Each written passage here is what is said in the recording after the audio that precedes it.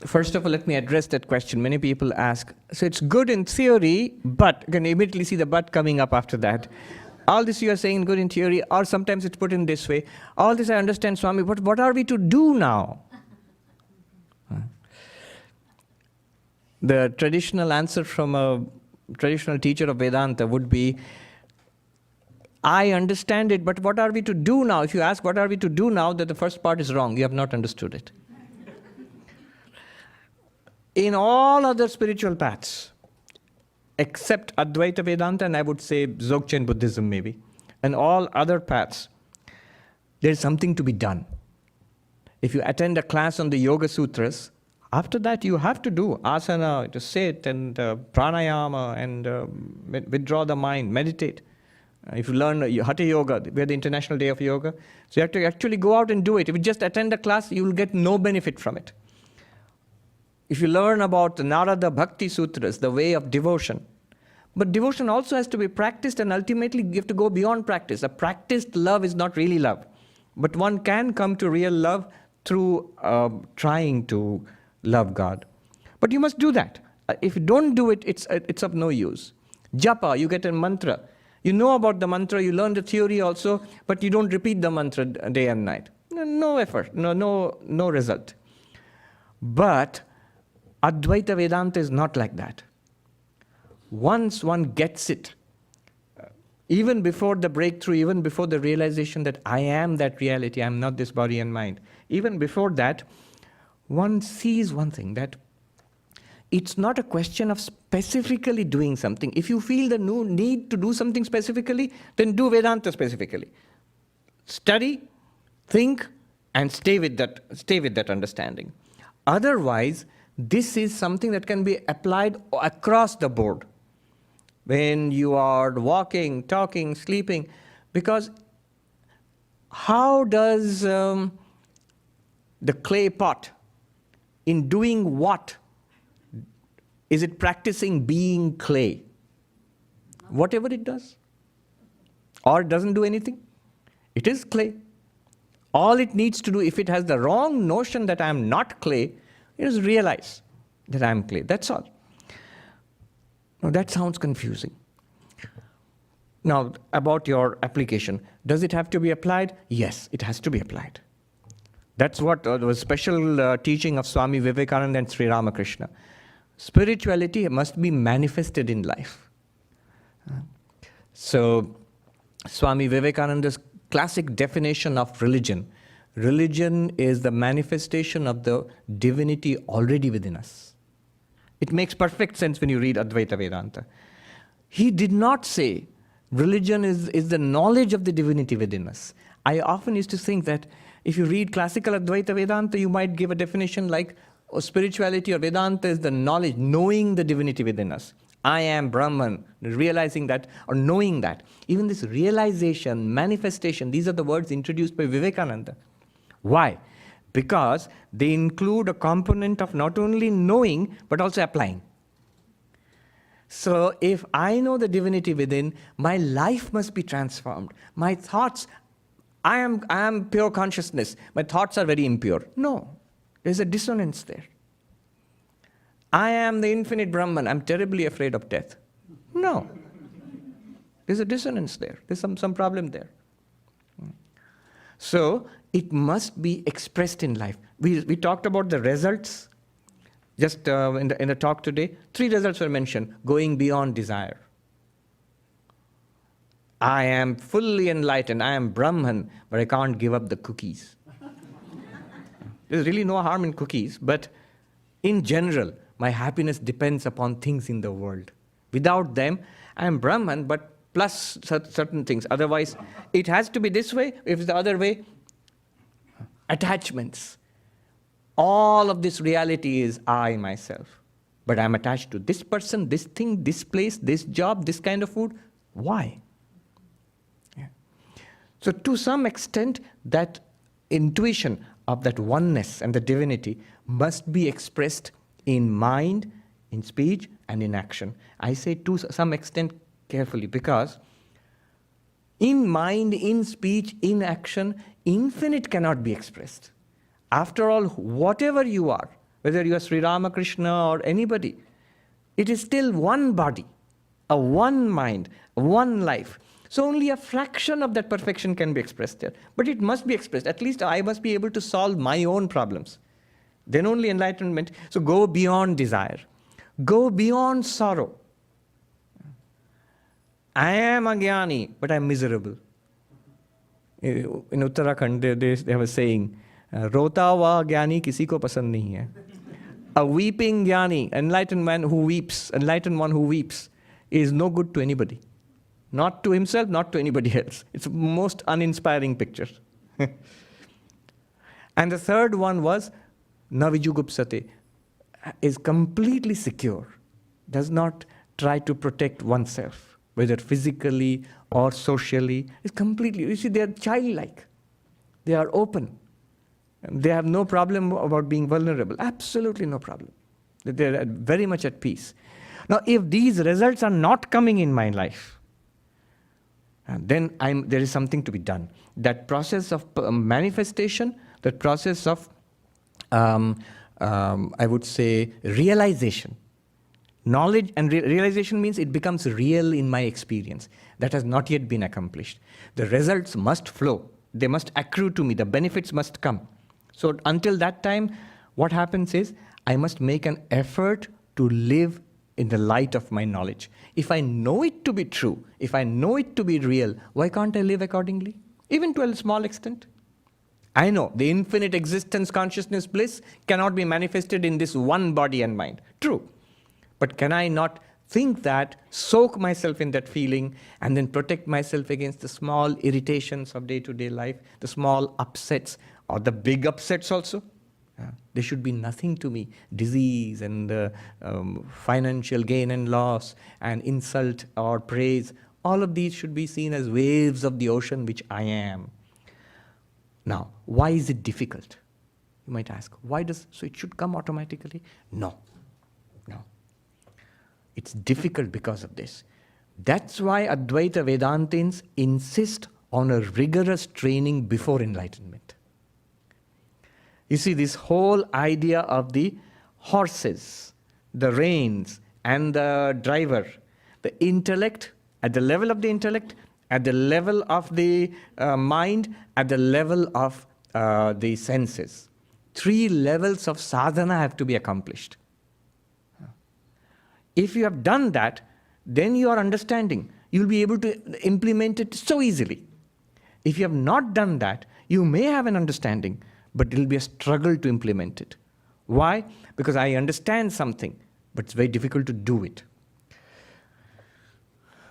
Jonathan Haidt, who is a psychologist working, I think, in NYU, he had written a book which became a bestseller, The Happiness Hypothesis.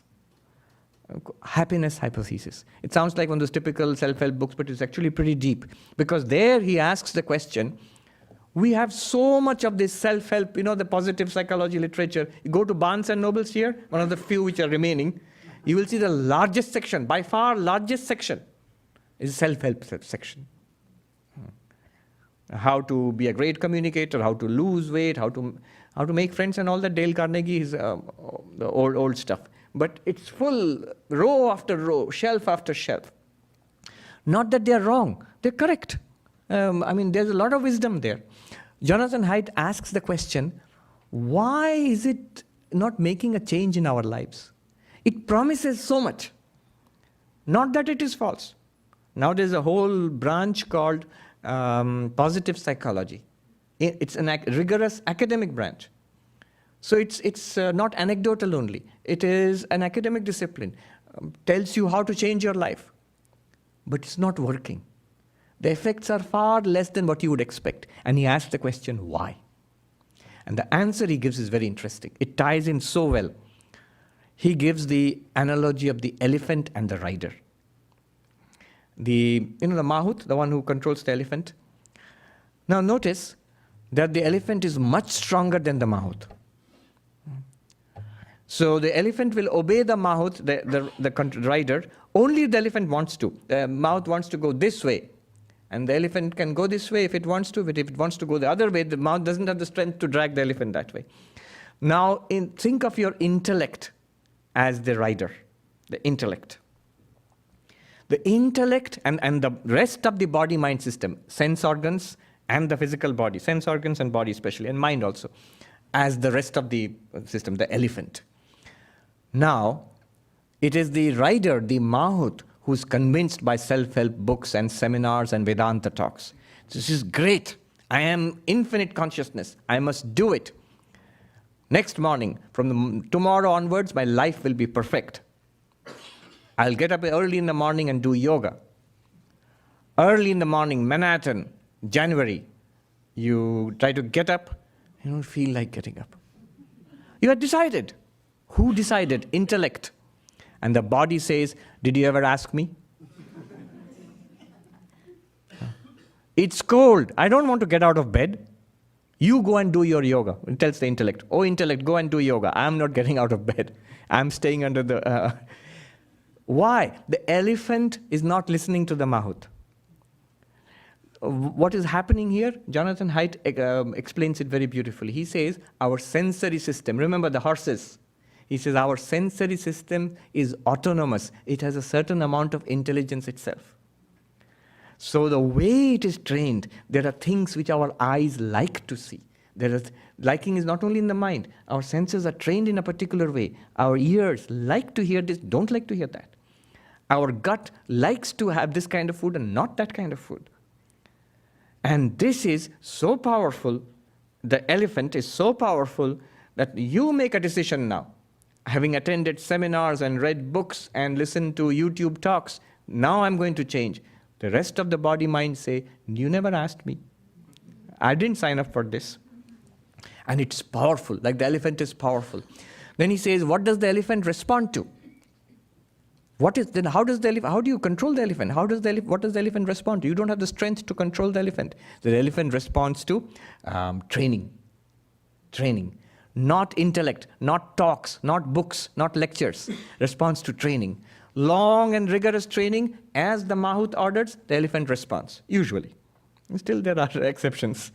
Now, therefore, our sensory system has to be trained, even well before enlightenment.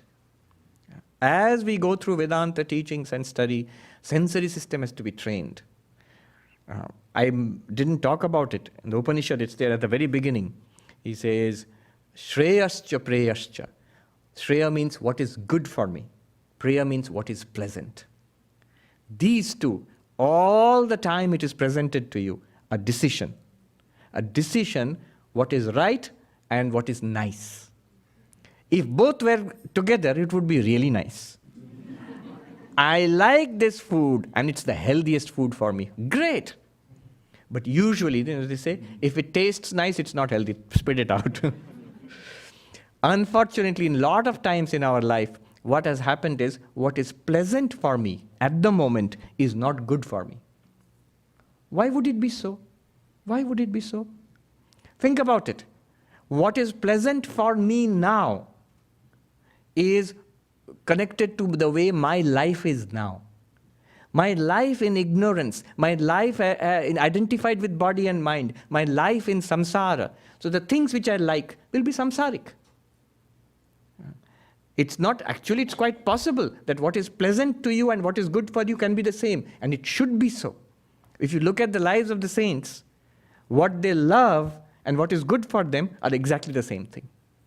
But for us, there is a conflict because we have set our goal at being enlightened. And this is a present condition, very big difference. One teacher put it so beautifully. What is enlightenment? Where you can finally stop being somebody, trying to be somebody else. Notice something, it's very subtle. All the time, the very fact that you are here, the very fact that we are doing Vedanta, anything in this world, we are trying to be a little different from what we are. Because right now, the way my life is, I don't like it. I don't like the body, it's sick maybe, or it doesn't look good maybe. I don't like my friends because they're not the kind of crowd I want to associate with. I don't like my apartment. It's not in the right part of town. Or maybe the school district is not good for my kids. Everything I'm trying to change. I get an education, I get money, I get friends. I'm trying to be somebody else all the time. And ultimately, when I'm wise, I'm trying to be Jivan Mukta, enlightened, Buddha, Ramakrishna. Again, trying to be somebody else. But when you are enlightened, when we have realization, you stop doing that. Because you have found something which is infinite. Nothing better than that exists. The Bhagavad Gita says, realizing which, dukkhena gurunapi na vichalyate, you are not shaken by the deepest of sorrows. Realizing which, nothing further. Yam labdhva, having realized which, nothing further remains to be got. Nothing higher than that is there. So you stop there and you are absolutely at peace. But for that, the training of the senses from the beginning, the senses have to be trained. What is good and what is pleasant. Senses have to be trained. It takes effort and time to direct it continuously. Take the decision again and again and again. Not the pleasant, the good. Not the pleasant, the good. If you don't take a decision about it, the senses will automatically go to the pleasant.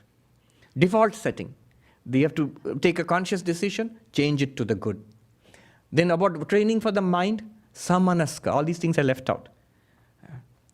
Why am I saying all this? Without this, this question will come up. I understand it, but I can't live it. Even the understanding will be foggy, confused. It will be understanding, no doubt. It will not be realization. So the mind has to be samanaska, mindful. Mindful. I keep forgetting. In Sanskrit, it is called pramada. Pramado vai mrityu. Forgetfulness, inattentiveness is death. Death means what? Spiritual death. So this mindfulness, very important practice. Mindfulness. And then the next level, the training for the driver. You remember the driver? The buddhi? Intellect has to be, this clarity must be there. Most important is there. And if you're doing Vedanta, most important is there. The clarity there, mindfulness at the level of the mind, and training for the senses. What clarity? I know, Swami, I know I am Brahman, but my son quarrels with me. Just a minute. You're Brahman. Brahman's son?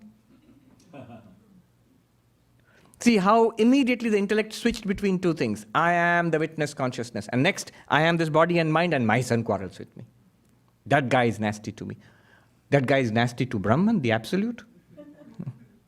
No. It's lack of clarity. I think I've understood, but it's not so. It's just a vague conception that has come, a cool idea maybe. No, it's not just an idea. It's a fact. It is that understanding which will deepen into realization. So once we have this groundwork, this foundational work with the sensory system, with the mind, with the intellect, then when I try to implement it in my life, you'll see it's very easy. You will be, without knowing it, you will have become a saint. Very good question. Thank you so much.